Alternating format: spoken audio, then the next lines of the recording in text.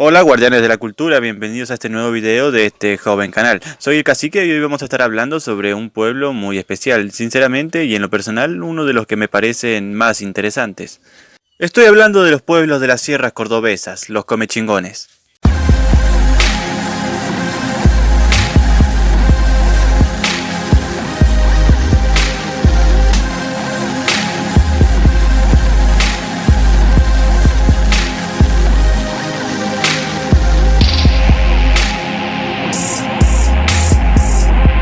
El término comechingón derivaría de una voz que escuchara el expedicionario Diego de Rojas en la región serrana de Córdoba.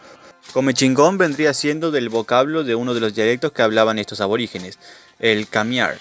Así el origen vendría de cami, sierra o serranía, chin que significa pueblo y el sufijo gon que detonaría el plural de la palabra pueblo. Y así formaría el término pueblos de las sierras. Tal como se lo ve en este mapita, estaban establecidos a lo largo de las sierras cordobesas, en ambos márgenes, tanto el cordobés como el sanlisueño. Todos estos pueblos mantenían una unidad social y cultural, aunque había una diferencia idiomática. Los comechingones del norte eran de la lengua eña, en tanto que los del sur eran de la lengua camiar.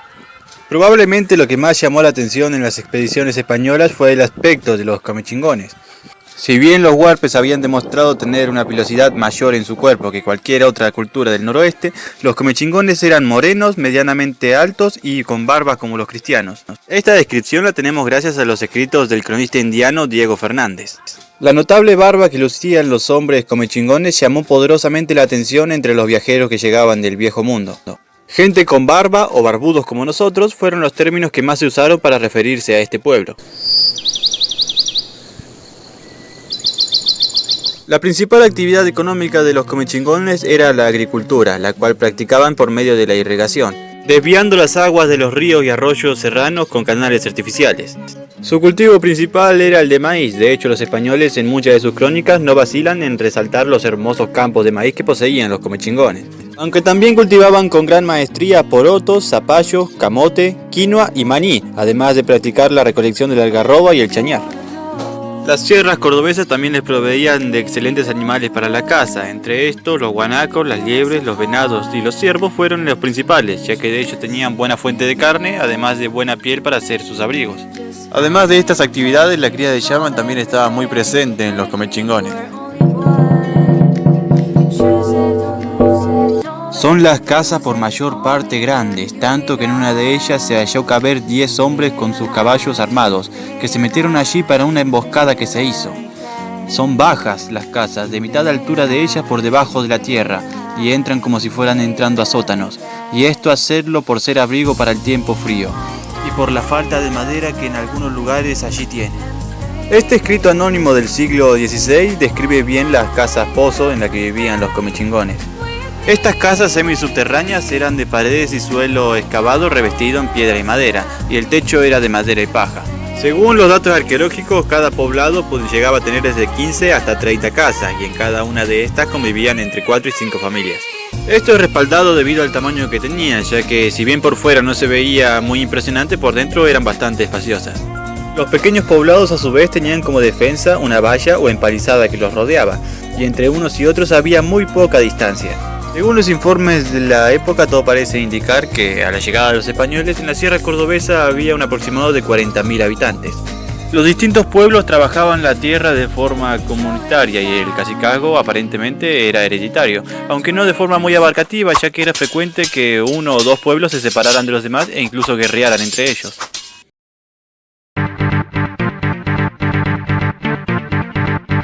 En comparación a las naciones del noroeste, los comechingones no demostraron un gran desarrollo artístico. Con piedra fabricaban diferentes puntas de flechas, hachas de diversos formatos y morteros en el que molían el maíz. Sabían usar huesos y caracolas para fabricar collares y diferentes adornos.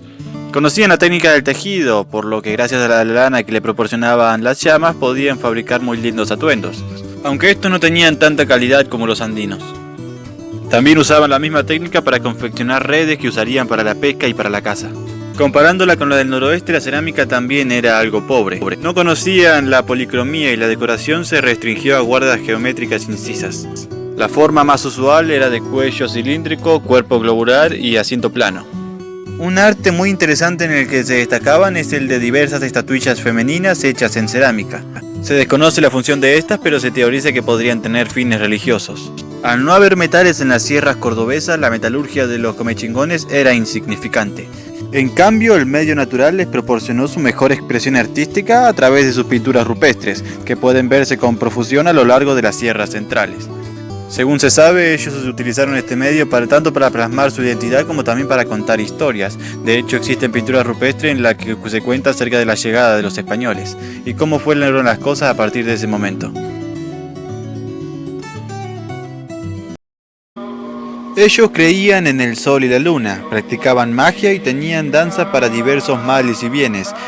Estas eran usadas en circunstancias muy puntuales, como la iniciación femenina para pedir una buena. También supieron usar alucinógenos en sus ritos, como el sébil, el cual procesaban y lo tomaban por medio de la nariz. Este les causaba varias alucinaciones de diferentes tipos, aunque una frecuente era esta.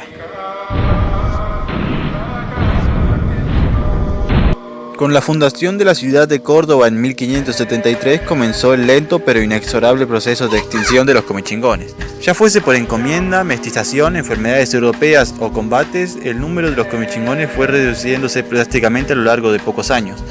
Si bien su resistencia no se prolongó durante tantos años como en el caso de algunos de sus vecinos, su carácter aguerrido sí le causó muchísimos problemas a los españoles.